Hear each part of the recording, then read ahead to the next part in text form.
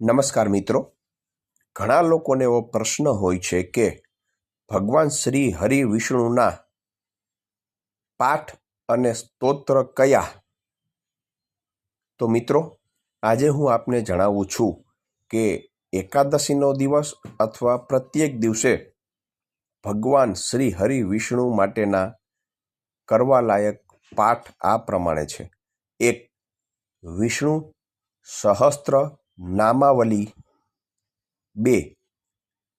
વિષ્ણુ સહસ્ત્ર સ્તોત્ર. 3. પુરુષ સૂક્ત. 4. વિષ્ણુ ભગવાનની કોઈ પણ આરતી. 5. નર્મદાષ્ટકમ. અને 6. સાથે શ્રી સૂક્તના પાઠ કરશો તો પણ શ્રી હરિ પ્રસન્ન થશે.